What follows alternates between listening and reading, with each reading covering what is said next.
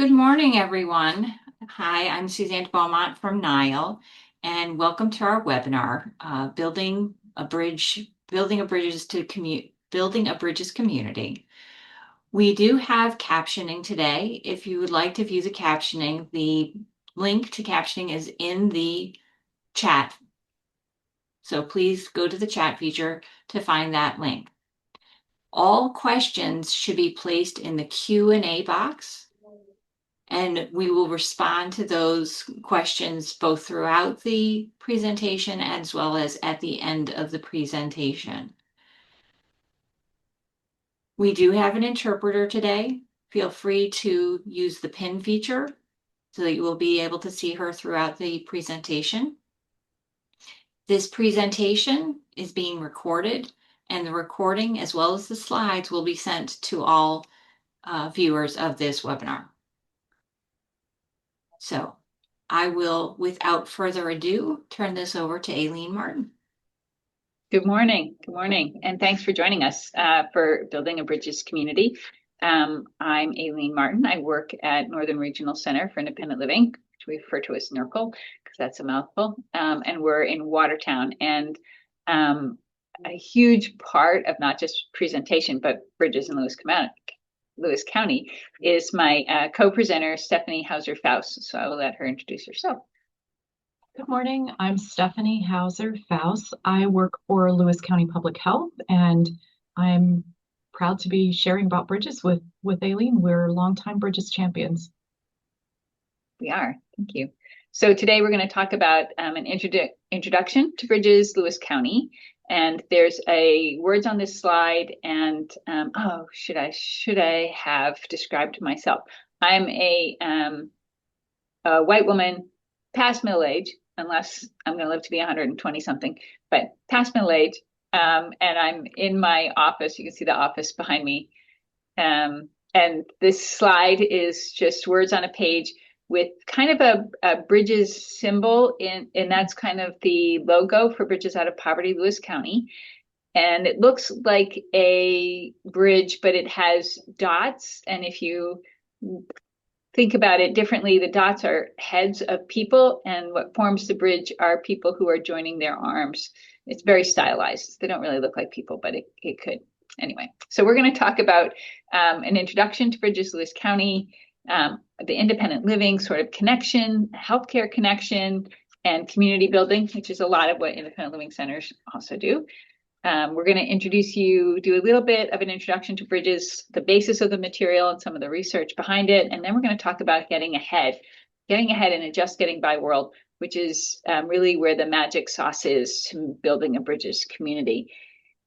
And I just, before I change the slide, I just wanted to mention that one of the things that brought me to bridges as an independent living center director, I was attracted to the work because of lived experience. But as a director, I knew Bert Danovitz, who was the director of the center in Utica for many, many years. And Bert used to say to me all the time, the problem with us is not our disability, it's the poverty that goes along with it. If we got $1 million when we were diagnosed with our disability, the whole world would be accessible. It's not just the disability. We need to address this poverty thing. And he said that to me way back when I thought, yeah, but what do you do about poverty? So when I came to know this material, I was like, oh, this is exactly what he's talking about. And this is a great role for an independent living center to be engaged in. Did you want to add anything to this slide, Steph? Or? No, but I will take a moment to describe myself. I'm also a middle-aged white woman, and my screen is blurred because my office is messy. I wiped everything off my desk behind me. So, okay. So this next slide is a very busy slide. And at the top, it credits AHA Process Incorporated, which is the company founded by Ruby Payne. All of this work is built on Ruby's work, framework for understanding poverty. And as it's evolved, other books have been written, but she founded AHA Process because there are so many times that in the understanding of this work, we have what we call aha moments, like, oh, that's why that works that way. It's aha things. And it also says Bridges Out of Poverty at the top. And it says launching a Bridges initiative. And this kind of looks like a windy board game, if you will. And it has steps along the board game where, and I'll just read what the steps are and we can talk a little bit about them. But first I'll just read through them. That step 1 is an introduction. 2 is a workshop. 3 would be a follow-up. 4 is another workshop. 5 is the formation of a steering committee. 6 is another workshop. 7 is certification. And we'll get into the details of this. I'm just going to talk about what these windy points on the game are. 8 is implementation. 9 is having meetings. I know you need to put that on a board game, but there you go. 10 is strategic consulting. 11 is updates, and 12 is a presentation. So this is kind of what we call a mental model. It's a visualization of an image that helps solidify kind of this ethereal concept of what do you do? How do you build a Bridges community? So this is kind of a mental model, and it's very closely to the steps that we took to build our Bridges community in Lewis County. The introduction on this slide, it says that the introduction is an introduction to Bridges Out of Poverty, modeled by conversation, hearing a workshop, reading a book.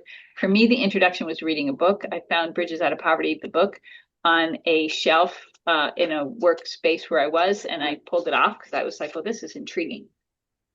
And I got into the book and I had so many aha moments. There were times when I had to stop reading and call my sister on the phone and say, this is why this happened. I can't, like all these points in my life where like, what, how did this, this just isn't working for me. But it helped me understand so much more about how my life went, where it went. And yeah, I had to stop lots of times and talk to someone and say, there's so many aha. And so for different people, it's different points. For some people, their introduction is a workshop, attending a workshop because their boss told them to, or they heard about it and they wanted to know more. So there's lots of ways you can get introduced to the material. The second step, and this is kind of in the national model, if you will, is a workshop, a full day Bridges Out of Poverty workshop. And it says offer a mechanism to capture contact information for individuals who want to learn more. And that is essential. In Lewis County, we got funding, and we'll talk about that in a later slide, to introduce Jody Farr, who is a national presenter. And in fact, she came to Lewis County twice. We got her to come 2 different times. But the capturing contact information for people who will be Bridges champions for you going forward is important. 3 was the follow-up, just keep talking about it, keep looking for funding, figure out where it fits, figure out where the material fits in your life and in your work. 4 is another workshop. Again, we had 2-day presentations both times. So this slide says offer applying Bridges constructs workshops, but ours are usually all in the same workshop. 5 is a steering committee. And I think that we kind of pushed our steering committee out a bit because we were still doing workshops. Number 6 is a workshop, offer Bridges to Sustainability workshop. We haven't done that workshop, but we've continued to do Bridges Out of Poverty workshops and reaching new people and building what I call the critical mass. You have to have enough people who are engaged to keep it going. And out of every workshop, you'll gain a few champions, but a lot of people will be fascinated, apply it in their own lives, and go off and live their own lives with this information, which is perfectly fine. So the steering committee for us took a little bit longer. We had more workshops, but they included, and Stephanie, you can help me because I'm sure I'm going to forget one. We did Bridges Out of Poverty. We did Bridges to Health and Healthcare. Which other ones? We did tactical communication, which is specifically for first responders, police, EMS, firefighters, all sorts of first responders. Yep. And Bridges to Health and Healthcare is exactly as it sounds, how to apply Bridges constructs in a healthcare setting, in the world of healthcare.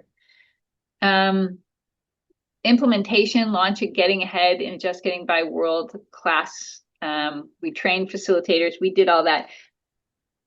We had the steering committee in place, though, somewhere in there before the implementation of Getting Ahead.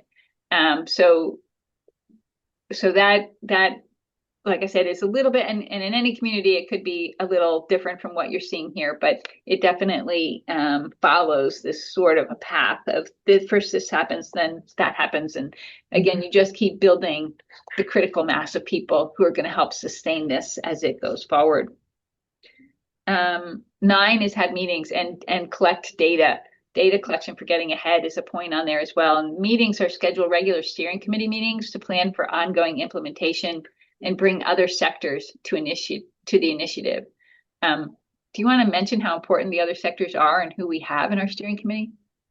Right. So we're really lucky because we've got kind of cross-community buy-in. So I would say that NERCL, again, our Independent Living Center, and Public Health were early adopters, but we also have other government department heads. So we have our probation office is really active in the committee. Our DSS has representation, but then we also sort of branched out to community-based organizations, looking to do more connection with businesses, although we do have a great resource with our economic development agency being on the steering committee. And then we also, we'll probably talk about this later, but we talk about silos, like how we all sort of operate in our own world and we don't really get far out of that. Well, I think the faith sector is a sector that becomes very siloed. They don't necessarily do what the agencies know what the agencies are doing, and the faith sector can offer our folks things that government agencies or community-based organizations can't. So we're really working to involve the faith sector as well. And I'm sure there's other sectors I'm forgetting. Education would be one, I guess. Healthcare. Library, yes. The our librarian is very engaged. Mm-hmm. And in the beginning, and sometimes, as I'm sure everyone experiences, sometimes staffing is not as consistent as you'd hope. So having a representation at that meeting every time is a little tricky. But we have our community action organization also involved from time to time as they can participate. And now we have finance, right? Now we have a representation from a credit union who's there. Right. So getting all sectors of the community involved. Really, if you're going to build a community and you're going to address poverty in your community, you really need, it's big. You really need to reach out and grab everybody, and you grab them by introducing them to the Bridges material, because the Bridges material really is so, I'm going to say, easy to comprehend, and yet alarmingly brilliant in its simplicity. That's how I'll describe it. Anyway, strategic consulting, we definitely have consulted with AHA Process. Phil Duvall, who is one of the writers out of Bridge of Job Poverty, has been to Lewis County at least twice to talk with us, to encourage us, to teach us. And we've had some other folks that we consult with as well. Updating, making sure that we're continually updating the work that we're doing, but updating the community on the work that we do. Stephanie reports out to, Lewis County has what's called a Priorities Council. So Stephanie reports out to the Priorities Council at least once a year, probably twice a year. Yeah. And then the end, the last kind of like, how do we know that we're sort of there, is the presentation piece, presenting at a national conference. And I'm going to turn it over to you, Stephanie, because we are presenting at a national conference in the fall. We just were selected. We just found out that we'll get to present at the National Bridges Conference. So it'll be lots of Bridges practitioners and lots of folks with lived experience of poverty. And we've been to this conference before, and it's very friendly. It takes into account the driving force of relationship for our folks in poverty. And in fact, we're bringing a Getting Ahead graduate to be part of that presentation. So super exciting to be at this stage in the game, but still lots to learn. Yeah, also lots to learn. But it is exciting to be at the point where now we're presenting. Also on this slide are two like communication boxes, and one says who's blazing the trail. The Bridges model is used in 35 states and 7 countries. The family of Getting Ahead curriculums is being used in 46 states and 5 countries, with over 65,000 grads, 65,000 people who've completed the Getting Ahead and Just Getting By World or one of the iterations, which is pretty phenomenal. And the takeaways, it says, build a community that provides a better life for all residents. And in fact, that's our mission, is to build a community where everyone can live well, knowing that not everyone's going to earn the same amount of money or have the same standard of living, but there's absolutely no reason why everyone cannot live well in our community. So next slide. The next slide is a timeline, and it looks like a long arrow with dots along the arrow that have years and the milestones, if you will. So our first grant was in 2015 with Catholic Charities and a local foundation, Pratt Northern Foundation, and I think in total it was something like $10,000. But the national trainers are not inexpensive, so that chews up almost $7,000 of that grant. And that was like I think that was the second time that Jody Farr had been to Lewis County to present Bridges Out of Poverty as a 2-day workshop. Also in 2015, Jody Farr presented in Lewis County. In 2016, we got a significant grant from the Delivery System Reform Incentive Program. So it was referred to as DSRIP in the healthcare world. And we used their innovation funds in partnership with the Lewis County Priorities Council. NERCL and the Priorities Council members wrote a grant together, recognizing that socioeconomic status is the #1 driver of health. There's so much data about it. It's easy to prove. So arguing that we need to address socioeconomic status if we're going to move the needle on healthcare, because that was a healthcare funder, and it was funded, and that was significant. That was $250,000, and so with that we brought in presenters, we purchased a lot of materials, a lot of books, a lot of training materials that would sustain our activities for a number of years. In fact, we still have books, but and that grant held for many years. So in 2017, Fort Drum Regional Health Planning Organization adopted Bridges Out of Poverty as a cultural competency training for their healthcare providers.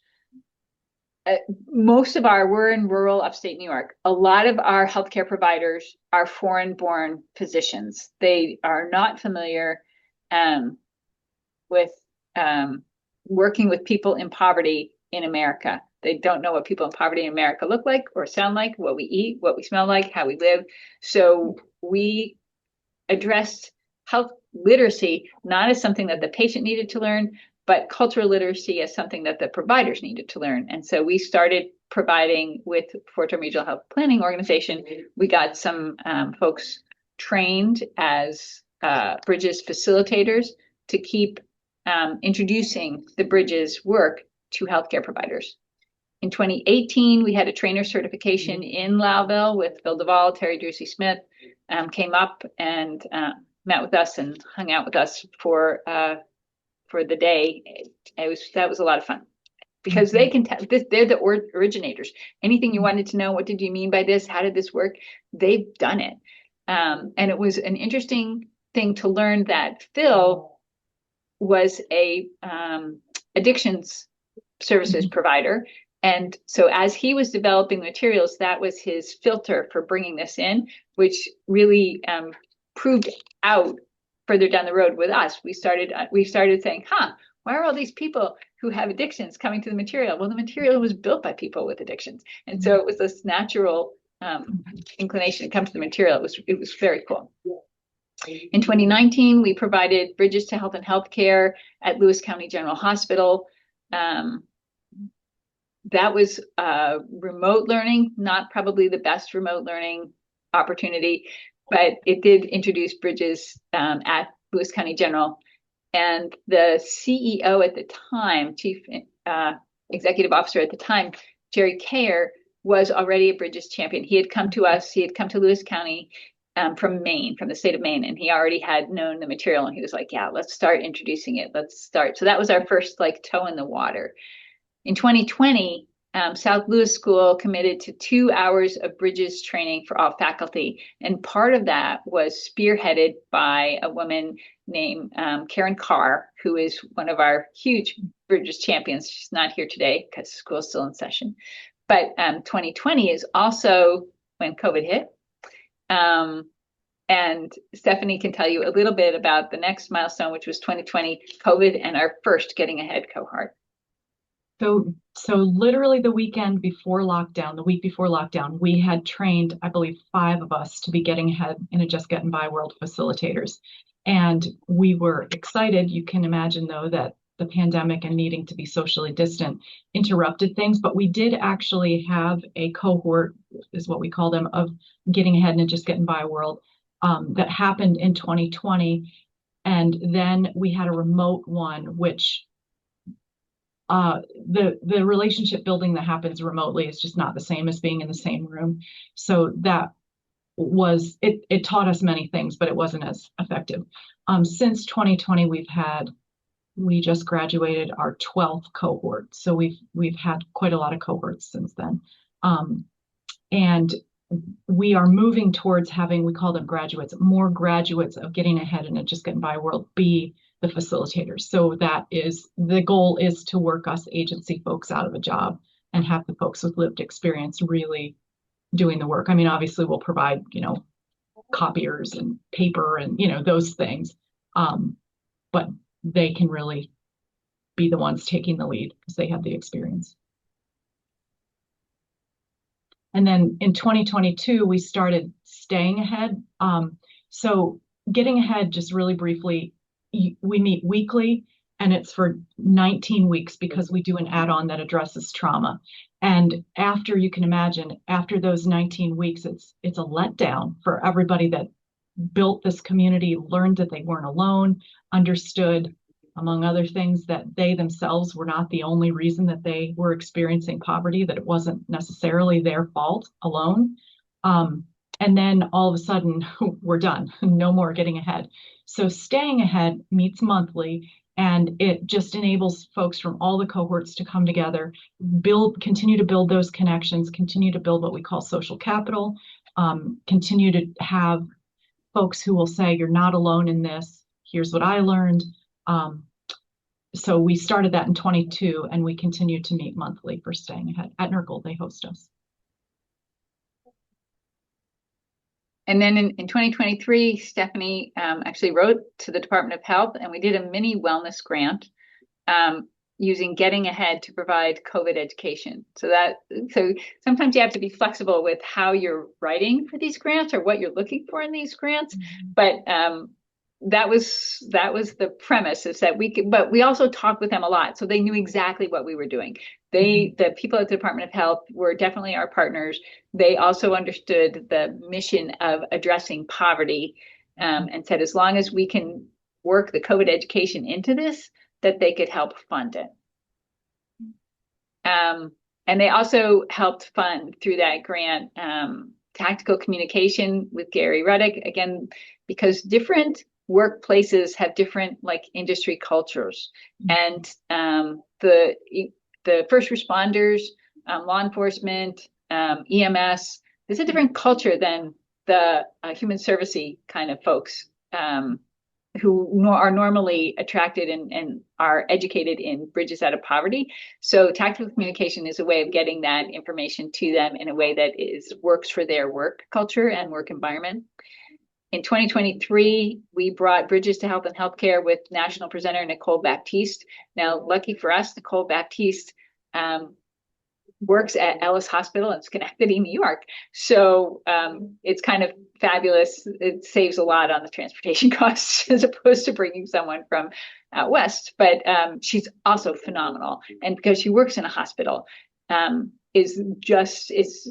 presentation to them was spot on for their industry culture, for the hospital culture. And then in 2025, we applied for funding using the opioid abatement funding, saying, this really was written for and attracts people who have addictions. Even without advertising or figuring it out, it attracts, the energy attracts its own sort of followers. And so we began in Lewis County, the getting ahead and just getting by world with that funding. And in Jefferson County, we're doing getting ahead while getting out. We do it actually, we also do it in Lewis County in the jail, but we'll talk a little bit about the challenges of doing it in a county jail. But it's designed for people who have been incarcerated or are incarcerated and coming back into the community. One of the things that before we jump to the next slide, I wanted to mention was that in 2018, and we kind of just looked at I figured out where it was by the photos. We did a presentation at a Mennonite church in Lewis County. Again, you'll hear the word social capital a lot in the work that we do, because it is who you know, and building that circle of social capital for people in poverty.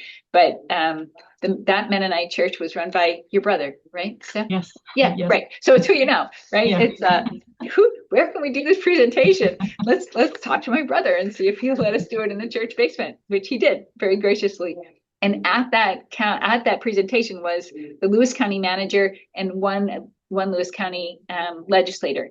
So again, as you think about how do I do this, how do I build this critical mass of people who we need to support this, make sure you're inviting all of your allies, including your legislative allies and your county manager and the people who will be able to influence policy, because when we know better, we do better, right? And so we want to bring them all in to the work that we're doing.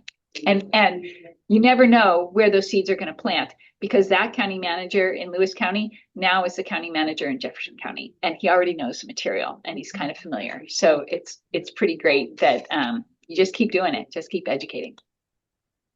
So this next slide is just words on a page, and I'll read them. It says the definition of resources, and to better understand people from poverty, the definition of poverty will be the extent to which an individual does without resources. This is Ruby Payne's unique definition of poverty, and it helps us understand that poverty is about more than finances. There are resources, and there's you also hear the words, if as you get into the Bridges work, you hear the words mental model a lot. And the hand is kind of a mental model for our resources. And the pinky is finances, because it's usually the smallest and the least strong. And the ring finger is about relationships. The middle finger is about emotion, because sometimes we use that inappropriately to communicate emotion that we might be feeling at the time. The forefinger is spirituality, because it points up to our higher power. And the thumb is for strength, because that's where we're strong. And then in the middle is our building and our bridging capital. So those are people who, and that's in the middle, because that's where we shake hands. That's where we hold on to people. It's the source of our relationships, shaking hands.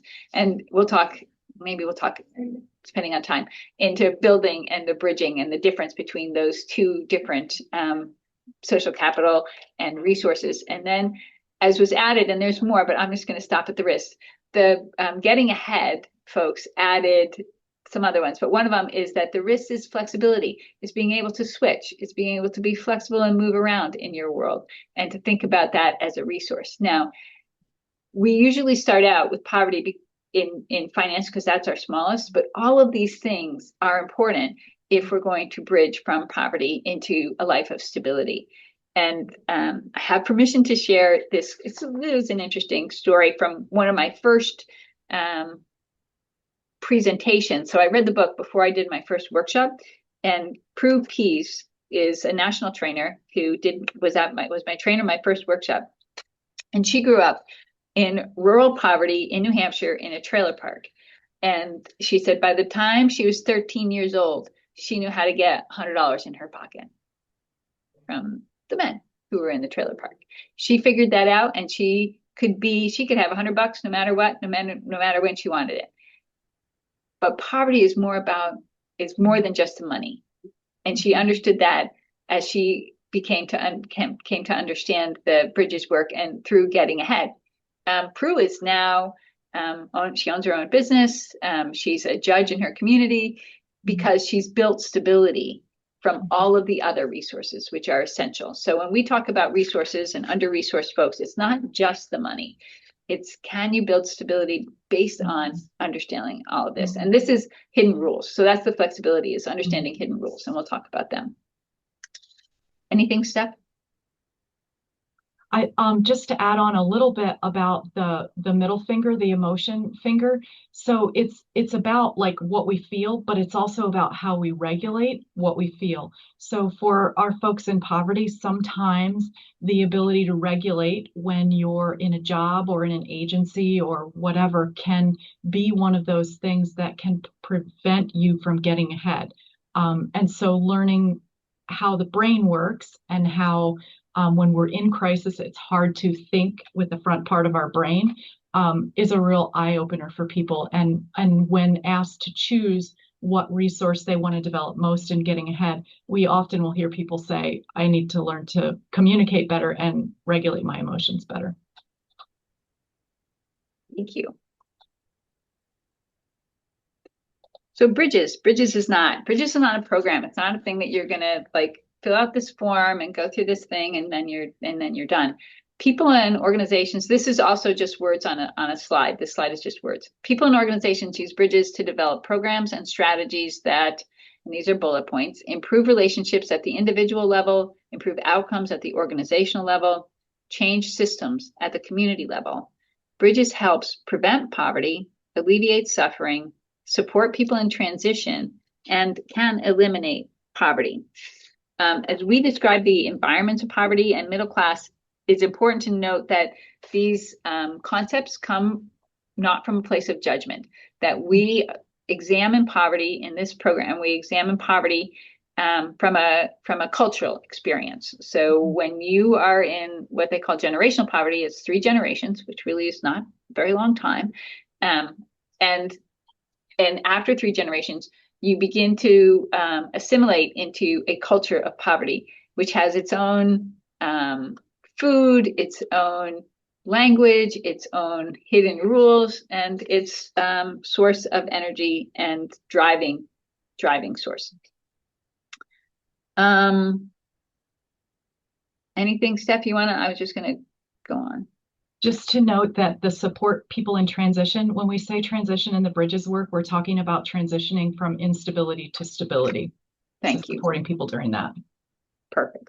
And I think of this I think of Bridges as like economic diversity training, that there's no wrong, there's no right, it's just different. And you're going to learn about different cultures and how the culture of poverty differs from middle class and from wealth, because we also look at wealth. I'm not going to look at wealth today. We're just going to do an overview of how we built this community and hopefully get you intrigued enough that you would like a Bridges presentation. So this slide has symbols in the middle. It's got words, and we'll read the words, but the symbols are, there's a symbol of a person, there's a symbol of a building, which is really just some rectangles sort of in a group, and there's a symbol of a community, which again looks like stylized people who are holding their hands in a diamond shape, And all of those are overarched by, it looks like sort of a rainbow, but it's only green and blue. But if you think about, it's like a bow going across the top, and that bow represents policy. So the slide says viewing economic class issues through the triple lens. This is what, although I keep saying this, it's not triple, there's 4 of them. But the triple lens is individual, institutional, and community. And individual means understanding your own lens and building rapport. Institution means building rapport and improving outcomes. Community is where we build rapport and we work together to improve systems in the community. And policy is the structural change so everyone can live well. And and everyone has a favorite lens. Everyone has a lens that they gravitate to, which is perfectly fabulous and important. And in getting ahead, so Bridges Out of Poverty is for like the helping professions or the people in the community who are already in working probably relatively stable in middle class environment, and because institutions function on a middle class environment. And getting ahead is for people who are living in under-resourced homes. My favorite lens is policy. as an advocate in independent living, I mean, I love systems. I love the systems advocacy network. I love the work that we do, and I can see how policy influences all of the above. And so I often jump to that. But most people relate to the individual lens, and because we see the world through our own, like, what choices did I make? What choices are other people making? And it's easy to see how companies and communities respond similarly when under resourced. It's very, as you get into this work, you see where when resources are tight, when you're in a tough budget situation and you have to cut, they start functioning very similarly to individuals in terms of being in what we call tyranny of the moment, which we're not going to get into that definition, but you get into the tyranny of the moment where your ability to process and plan is impeded by your need to act immediately based on the crisis that's showing up.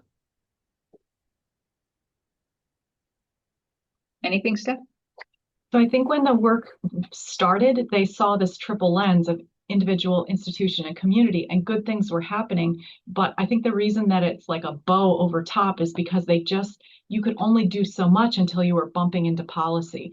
And so this work and sort of this work's growth across counties and states and so on ultimately will change policy, whether that's in our organizations or all the way up to the federal level. And you all in the independent living centers, you have great experience with advocacy and changing policy. So again, another reason I think independent living folks are well suited to this work. These are words on a page, and I'm going to read them relatively quickly to get through them, because one of the things that we agree to as presenters is that we will introduce the Bridges key points. So I'm introducing them. And again, remember, it's not our disability, it's our poverty that very often gets us mired in stuck situations. So this workshop focuses on economic environments. Economic class is relative. Economic class is a continuous line, not a clear-cut distinction. Generational poverty and situational poverty are different. Generational poverty, as I mentioned, is 3 generations. Situational poverty could be, I got a divorce and suddenly my finances are different, but my parents were comfortable, were stable, and their parents were comfortable and stable, so it's not the same kind of poverty experience. This work is based on patterns with all environments and of economic class, and all patterns have exceptions. One of the criticisms, if you will, of Bridges Out of Poverty work is that people have said it stereotypes people, and I don't necessarily think that that's true. But understanding that that there are patterns that are understandable and visible when you start seeing them was for me very true. Again, reading the book and saying, "Oh my gosh, that was my life. How did that happen?" So it's not necessarily a stereotype, but it does look at the patterns. This is the next slide again, lots of words on the page. An individual brings with him the hidden rules of class in which they were raised. And in Bridges Out of Poverty, we spend a lot of time in hidden rules. Schools and businesses operate from a middle class norms, and use the hidden rules of middle class. In order to build relationships of mutual respect between economic classes, we need to be aware of more than one set of hidden rules. The more we understand how class affects us and are open to hear how it affects others, the more effective we can be. In order to reach an achievement, one may have to give up relationships, at least for a period of time. And that's a significant point that we'll talk about actually on the very next slide. And the next slide is also words on a page. And it says driving forces. Poverty, the driving force behind poverty is survival, relationships, and entertainment. In middle class, the driving forces are work and achievement. And in wealth, the driving forces are financial, political, and social connections. So as I mentioned, the 10th key point in Bridges is that in order to achieve, one might have to give up relationships, at least for a period of time. But when you understand how important relationships are in poverty, it's a thing that drives you without ever saying the words. It is the thing that drives you. giving up relationship is a really hard thing to do. Steph, do you want to talk at all about at least some of the how Getting Ahead folks see some of this? Or Well, so relationships are your thing that allows you to survive. If you're in survival mode or tyranny of the moment, you need somebody else around you to watch the kids, to give you a ride, to, tide you over with a little cash or some food, all of those things. And so in order to survive, you need relationships. And when we say to our folks, well, this relationship isn't a healthy one for you, or this relationship isn't going to allow you to get ahead, which we in our desire to help as agency folks sometimes do, what we're asking them to do is it leaves a huge hole in their life. And I think sometimes the things that, anti-poverty work have not done anything to fill that hole. And then we wonder, like college, for example, like why don't our folks in poverty complete college? Well, because back home, those relationships, they're all feeling like they've been abandoned, and there's an immense pressure to come back to your relationships. But we have not, as anti-poverty folks, done anything to fill that hole, to create some other relationships, to create the bridging social capital that helps you get ahead. So I think as we're working with folks in poverty, understanding the power of relationships and creating relationships among the people we work with is huge. And I think it can be tricky because in agencies we're taught, to have boundaries, and boundaries are important. But in doing this kind of relational work, I know for myself, I've had to be okay with answering a text at 8 o'clock when somebody's in crisis, which I may not have been encouraged to do in other things in my work life. yeah, absolutely. Thank you. And what strikes me sometimes with this understanding the driving forces is that they don't overlap, really. In middle class, as Stephanie said, the relationships are a driving force, and there's this kind of theme that runs throughout the Bridges work that, in middle class, when my car breaks down, I call AAA, but in poverty, I call Uncle Ray, because he's the guy who has a truck, who can haul me, give me a tow back to my apartment, or tow it to his garage where he can fix it or work on it, because he's probably the guy who's going to work on it. And Uncle Ray might not be a guy that I really like. Uncle Ray might be creepy, but I need that relationship because I know I don't have a reliable car, and I don't have AAA. In poverty, you don't have AAA. I'm just going to keep going through the slides, and then we can come back to questions and answers because I want to leave some time. This is a slide of a Bridges steering committee model. It's a mental model of thinking about who goes on your steering committee. And it starts at the core with the purpose to bring all classes, races, sectors, and political persuasions to the table to address all causes of poverty and create sustainable communities. And it requires coordination, quality improvement, creating a critical mass, managing certified Bridges trainers, raising funds, managing data, initiate activities, doing some research, evaluation. It requires strategies, that's the next circle out, building sophisticated service delivery system, organizational changes, for sure, in many organizations. A fiscal agent, NERCL serves as a fiscal agent for Bridges Out of Poverty, Lewis County. So because this is a collaboration, there is no organization where the grants go to, so NERCL manages the grants. It requires administrative agents, and that's very often Stephanie's role. Stephanie is the glue that keeps all of us moving in the right direction. Engaging the whole community. And then the last one is the potential champions from the membership. And that's why you need the critical mass, because you need champions from faith-based folks, community-based providers, Getting Ahead graduates, businesses, healthcare, K through 12 educators, post-secondary educators, housing providers, law enforcement, behavioral health care, courts, and government. All of those, and faith-based, I think I said that.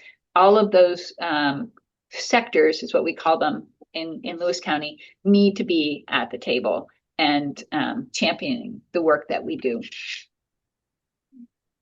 Keep going.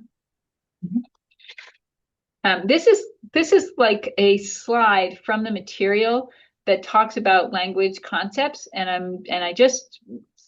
I wanted you to see at least one of the concept slides from the material that we present, and we talk about in our Bridges presentations registers of language. So there's formal, casual, and what's the last one? Frozen, like Frozen. your Thank board you. language, stuff Thank like that. Discourse patterns, and there's two images on this slide, and one is arrows going one after the other, and the other is kind of swirled arrows, all pointing into the center, and that's kind of a bit of a mental model of discourse patterns, that some conversations are pretty circular and lots of people contribute to a story, and some conversations, mostly middle class conversations, are very linear, and it goes from point to point to point, from beginning to end. And sometimes the poverty conversations are much more fun because everybody's contributing to the story, and you really have to listen and pay attention to where things are happening. In Bridges Out of Poverty work, we have what's called code switching. So understanding understanding a discourse when it shows up, and being able to follow the conversation based on who's talking and what culture they're from. We talk about the voices, and by voices we say parent, adult, and child. Which voice are you using in what conversation? We talk about story structure. We talk about the language experience, that people in poverty have a much more limited vocabulary than people in middle class because of the necessity of the conversations. Again, for time, and I've got my clock over here, so for time I'm just going to say that is such a great component. I love that component of our work. Mediation, the what, the way, the how things happen, how do we resolve differences, language to resolve differences, and language of negotiation. All of this contributes to what I think is really important, because it's communication, right? And if we're going to all work together and work well, we need to understand each other, and the communication piece is huge. This is how I often see Bridges. I see Bridges as an economic development tool, and I wanted to get Naturally Lewis, which is our local economic development agency, engaged in our work as early as possible, because if we're all going to do well, then we need to have a healthy community. It needs to include all of these components. So this picture is on the slide, has many pictures in a table, if you will. So they go across in rows and down in columns. And the goal is to build a community model using Bridges Out of Poverty, an integrated system of resources, to develop human capacity and opportunity for the under-resourced, and to provide significant return of investments to the community so all can live well. And on an individual level, we want to increase resources in order to stabilize life, understand hidden rules, and educate the resourced and the under-resourced, because there's lots of people who have resources working in lots of helping professions who do not see poverty as a cultural experience. And that just lack of vision, when you enhance that vision, the doors open up. It's kind of wonderful. Institutionally, whether it's people on boards, whether it's organizing community resources, and there's a picture of silos. They look like grain silos. So, but organizing them as a farm co-op, if you would. And also there's a spreadsheet in the institutional that shows how people and data are all interacting. In the community level, there are people in a car driving along. So it's a family level work. It's also team level work. So there's a picture of a bunch of hands, lots of different hands, lots of different colors, all reaching in and covering each other up like you might on a team as before you go out to play. And then there's return of investment. There's just ROI on a slide, and it shows an arrow kind of going up and down and up and down and finally going up, because that's how the return of investment goes. And that's also how the Bridges work goes when you're building a community. You have good starts, and then you lose a little momentum, and then you get back into it again, and it keeps building. It really does. On a policy level, there's one of those click-clack games. It's like a toy that you desktop, where you have balls in a series, and you hit one ball, and the ball at the end bounces out. And that's how a mental model of how policy can work. You make a difference on one end, but it resonates through every ball throughout the game. There's also a person who's kicking down doors, picture of that. And he's a stick figure guy kicking down comic doors.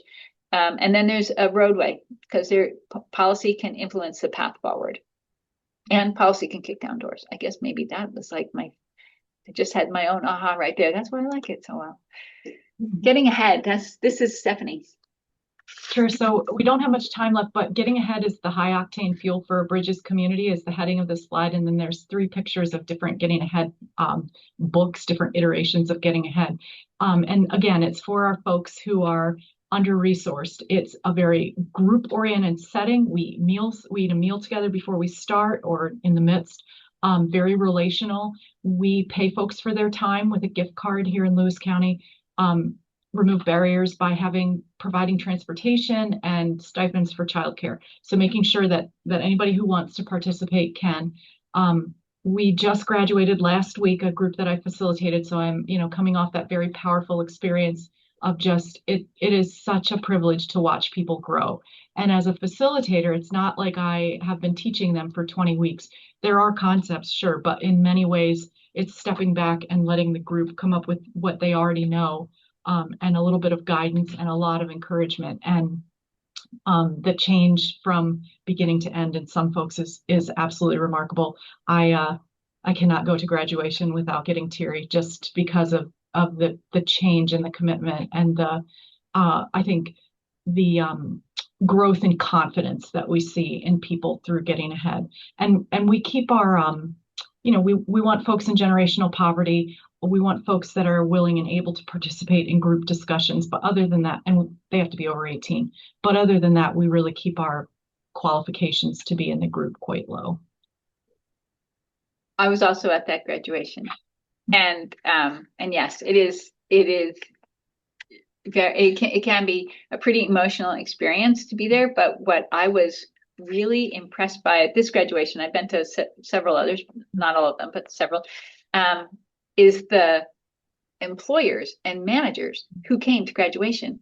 And at the end, people can speak and share, their ideas or congratulations. And the employers who publicly stood up and said, your growth has been phenomenal over these past 19 weeks.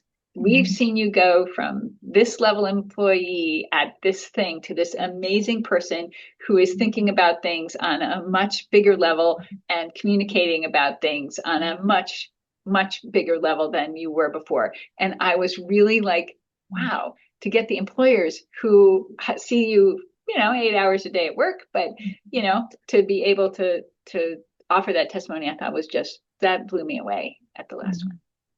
The next slide is not really all that important. So I'm going to skip that slide. This is how you get in touch with us. But really, if you get in touch with Suzanne de Beaumont, you'll have in touch with us.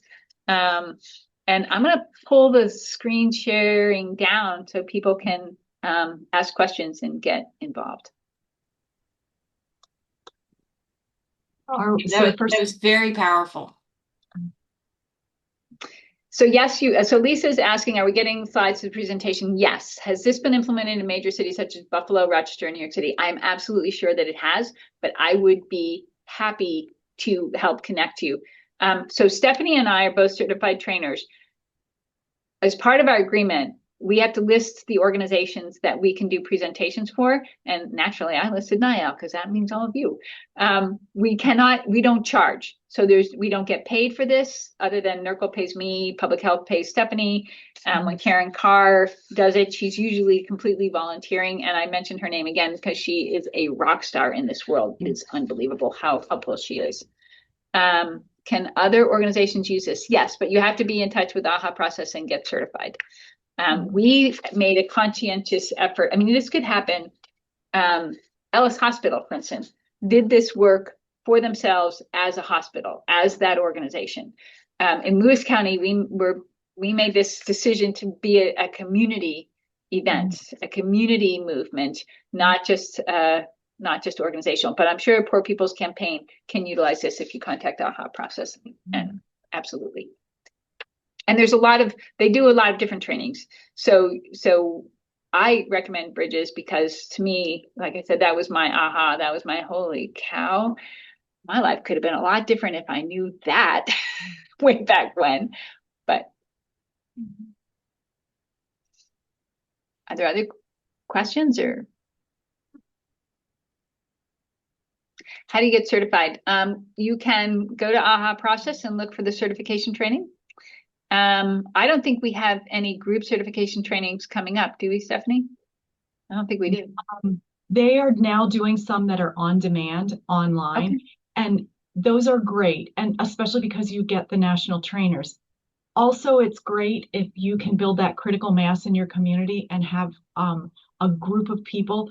I think Karen Bolivar, who's the associate director of NERCL, and we've already mentioned my brother's the pastor of my church. They sat together at a table. They didn't know each other at all. They're not from the same generation, anything like that, at our training. And every time they see each other, they greet each other so warmly. It really built connections. So if you can get a bunch of people together, I think that's the best way to go. Not the only way, but the best way. It is a really good way to go. And like I said, you need to be creative in how you're looking at your funding streams. But the connection to healthcare is easy. Poverty and healthcare is easy, and poverty and disability is easy. Poverty and like I said, there's every county has opioid funding now. So talk to your community services director because they're probably the ones who are in charge of that funding. But talk to them about it. How does an organization get certified? I think I answered that live because you can do it by contacting AHA process. Thank you, Rob. Being a person from the North Country, I totally understand generational poverty. Yeah. And that is a thing that our foreign-born physicians did not get. Please connect us to ORG in NYC. I'm not sure which organization you want us to connect to, but we would be happy to connect. I don't know, as you're following up, I don't know of anybody specifically in New York City. I think your best bet would be to go to the AHA process website, and there'll be a contact me, and probably you'll get Lynn Jackson and ask her some questions about somewhere in New York City. We're in the North Country. I don't have strong connections there, but I believe there probably are people doing the work there. And Damon, yeah, I mean, I'm so glad the topic of poverty is discussed as it is a huge important point of intersectionality because it is how they keep us down, right? They being the they, but it's very hard. It is very hard in today's world. The opportunities for coming out, building resources, and talk about this. This is what I talk about with our state senator. A lot is that there were policies. Again, I'm sorry, I have this policy thing, but the GI Bill, when people came back from the war, there were funds that they said, all right, you want to own your own home? We'll guarantee your loan. We'll give you this much money. That should be a thing that we're doing.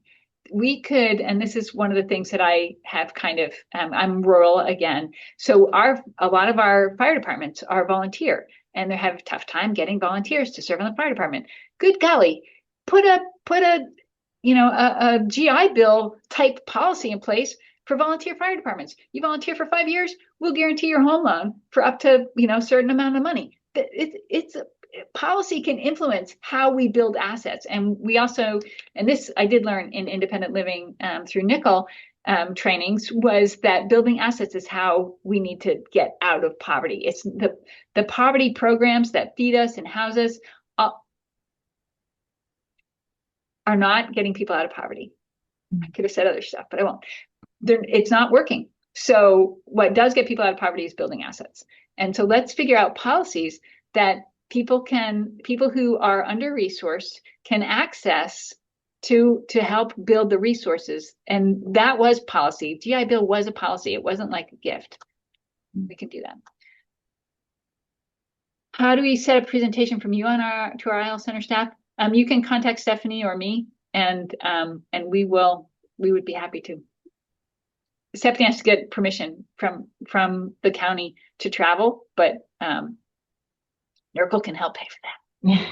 And we love to talk about bridges. It is, it's been life-changing for me. I know you've said the same, and yes, you don't have to ask us twice if we can make it work. Yeah, building assets and financial literacy is a must. Yes. So we have, thank you for bringing that. We just got a small grant from a local credit union, and we are going to do a 5-week presentation on financial literacy for Getting Ahead grads. So you have to have already been through the Getting Ahead process. And again, this takes a while before you get to where we are. You saw 2015 till now. It's baby steps. It's the arrow that went up and then down and then up and then down, but it keeps building. As you build critical mass, you have more opportunities. But this summer, we're finally at a point where we can apply for a grant to do financial literacy. The credit union paid for it. So we can give a stipend to our trainer, who's Karen Carr, who volunteers for everything because she is a rock star, but we want to be respectful and pay people for their time. So it's not like paying her, but we're giving her a stipend, and the covering the materials so that we can do financial literacy. It is essential. I think that's it. We're out of time. Thank you. Yes, we are Thank you out of very time. much. Thank you so much.